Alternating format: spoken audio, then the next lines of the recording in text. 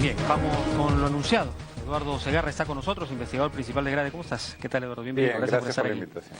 Bueno, en principio, este evento que denominado hacia un desarrollo inclusivo y sostenible en América Latina, diálogos entre investigación y políticas públicas, se está llevando a cabo ayer y hoy durante el día, ¿no? Sí. Y ayer el tema que han desarrollado tiene que ver con instituciones y políticas públicas para la inclusión social. ¿Qué es lo que se ha conversado? Cuéntanos un poquito. Sí, a ver, GRADE y el IEP, dos instituciones peruanas de investigación, estamos organizando este seminario internacional donde hemos invitado a varios investigadores de otros países a pensar el tema de cómo se relaciona la investigación con las políticas públicas, ¿no? Básicamente estamos tratando dos grandes temas. Uno es el de la inclusión social y cómo la institucionalidad es muy importante para eso. Ese es el tema que se vio ayer. Y el día de hoy vamos a ver los temas de la gobernanza de los recursos naturales. El día de ayer efectivamente hemos trabajado, yo diría, 4 temas importantes. El primero es sobre la inclusión financiera. El Perú es uno de los países con más baja penetración del sector financiero en toda la población. Y cuando decimos inclusión financiera, ¿exactamente a qué se refiere? Un ejemplo práctico. A que las personas hagan uso del sistema financiero para sus propias actividades, ¿no? Nuestro país lamentablemente tiene muy baja penetración, sobre todo en zonas rurales. Hay serios problemas para que el sistema financiero formal se expanda hacia esos sectores. Está hiperconcentrado en las grandes ciudades, sobre todo en Lima. Y es un enorme reto. Entonces han venido experiencias de otros países de esfuerzos explícitos para ampliar la presencia financiera en todo el territorio. Ese ha sido un tema. Luego hemos visto también temas de desarrollo rural, ¿no? El segundo gran tema el día de ayer.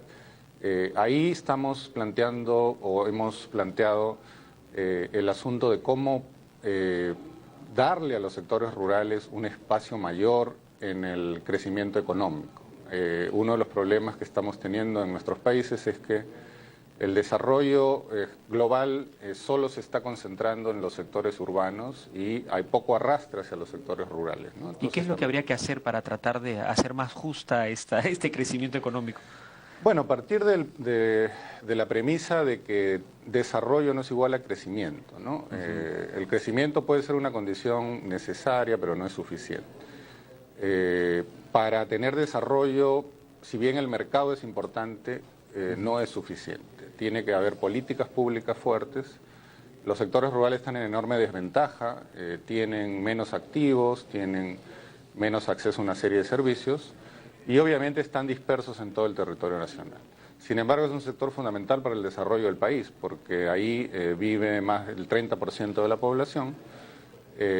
Y además se generan, digamos, alimentos para toda la población y ocupan el territorio nacional. Entonces, el planteamiento central es que tiene que haber políticas explícitas, muy claras, para desarrollar las zonas rurales en el país, ¿no? ¿Y cuáles son los, digamos, los principales, las columnas vertebrales que ayudarían a llevar este desarrollo a nuestros pueblos rurales? ¿La infraestructura? Sí. ¿Qué elementos son los que hay que priorizar? ¿No? Claro, en primer lugar hay que trabajar mucho en los servicios básicos, la educación, la salud, que están bastante deteriorados en las zonas rurales. Es importante los programas de apoyo social, que también ayudan a que la población pueda acceder a esos servicios, como el programa Juntos, por ejemplo. Pero más que eso, lo que estamos planteando es otro nivel de intervención, que es apoyo productivo, capacitación técnica, asistencia técnica, temas de sanidad, certificación, una serie de servicios que hacen que el poblador rural pueda articularse a los mercados. Esa parte de la política está muy débil, los sectores correspondientes necesitan avanzar más en esa dirección, ¿no? ¿Todavía no se está mirando mucho a ese tipo de emprendimientos? Sí, en verdad se ha centrado más la política en los programas sociales y hay poco todavía esfuerzo en la parte productiva y de articulación a mercados. Eso es lo que en el caso del Perú estamos viendo, ¿no? Ese es el segundo punto. ¿Cuál es el siguiente? Bueno, también se vio el tema de educación. Cuán importante es la medición de la calidad de la educación, intercultural, por ejemplo, es uno de los temas que vimos ayer.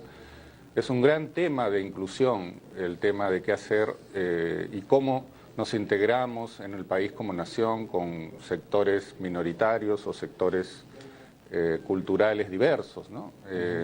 Comunidades indígenas. Así es. Por ejemplo, la población indígena o nativa, especialmente de la selva, ¿no? Y cómo la educación es un elemento central para eso.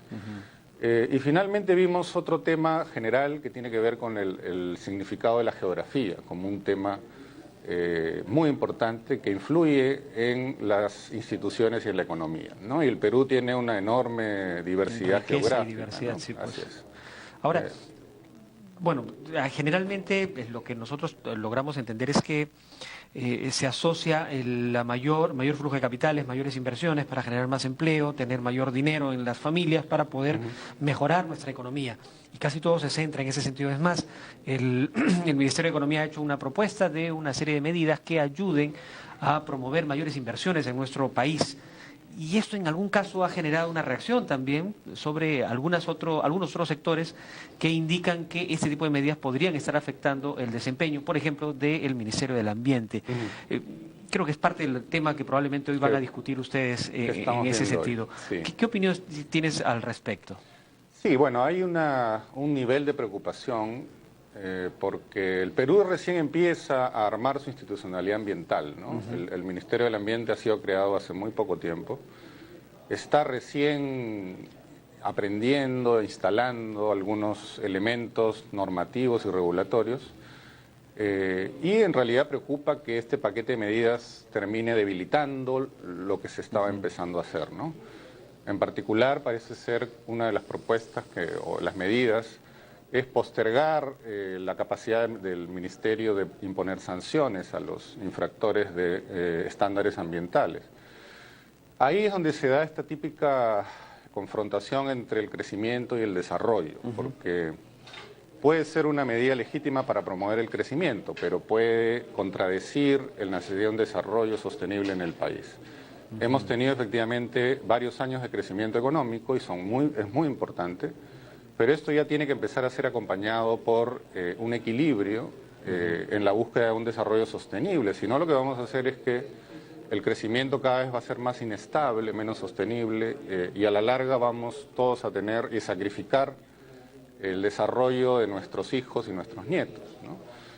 Por eso es que creo que sí, en las medidas debería revisarse el tema de debilitar la capacidad de sanción del Ministerio del Ambiente. ¿Qué habría que hacer para que eso no suceda? ¿Cómo tendría que reaccionar el Ministerio? La OEFA, por ejemplo, que es una de las instituciones que últimamente ha estado exigiendo con mayor tenacidad algunos cumplimientos, ¿no?, de estándares ambientales y cosas por el estilo.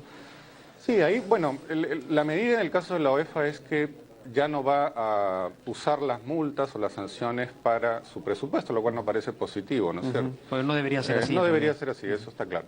Sin embargo, eso no, la otra medida que en verdad es la que más preocupa es que se haya postergado por 3 años la imposición de sanciones, salvo faltas graves o muy graves. Eso lo que hace en realidad es, yo diría, cercenar la capacidad de la institución. Sí afecta su capacidad. Los empresarios que tienen todo el derecho a generar y estar en un contexto, digamos, rentable, deberían considerar que existe una institución que sí las puede sancionar por transgredir las normas. Y lamentablemente lo que se está haciendo acá es abrir un espacio de 3 años para que eso por lo menos no esté claro y quede, digamos, una sensación de que bajamos la guardia. Cuando en el resto del mundo más bien los estándares están subiendo, incluso los países con los que competimos para atraer inversiones también se están poniendo más severos, ¿no? Ahora, ¿las exigencias que nosotros tenemos están acordes con lo que sucede en el mundo o estamos siendo extremadamente exigentes?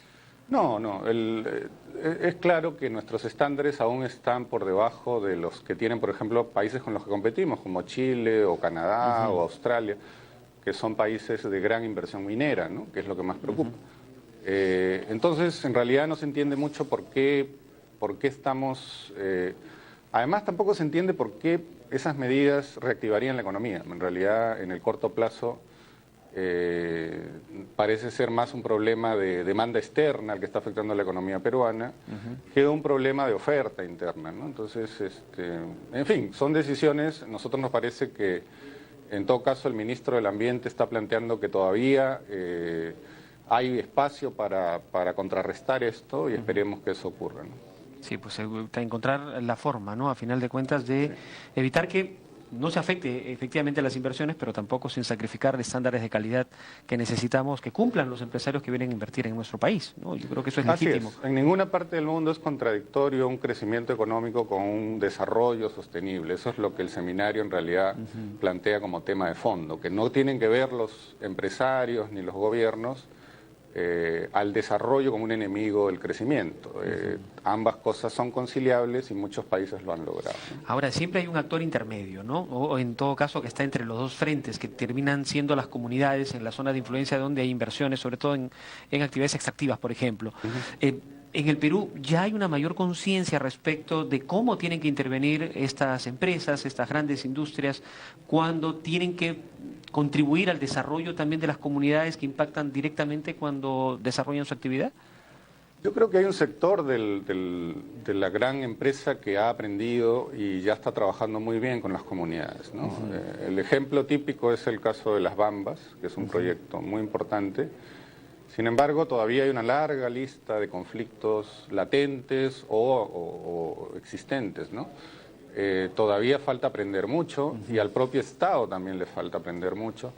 Tenemos que de todas maneras poder implementar la ley de consulta previa. Es un tema, es un compromiso y es un tema importante.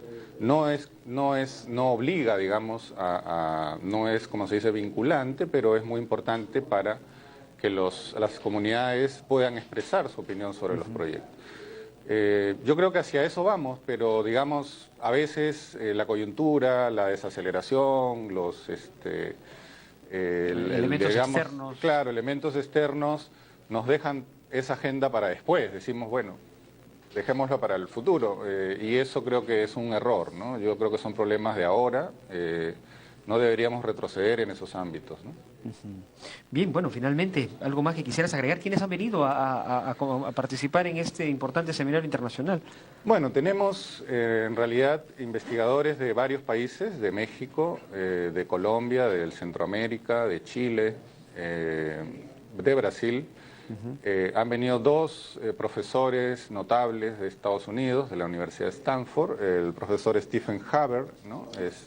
Quien justamente dio ayer la charla sobre la geografía y las instituciones, muy importante, muy interesante, y el profesor Gavin Wright, que también es de Stanford, y quien va a dar la charla magistral el día de hoy en la tarde, en Grade, a las 6 de la tarde, ¿no? También tenemos funcionarios peruanos, ¿no? Ha estado ayer la ex ministra de Desarrollo e Inclusión Social, Carolina Trivelli, la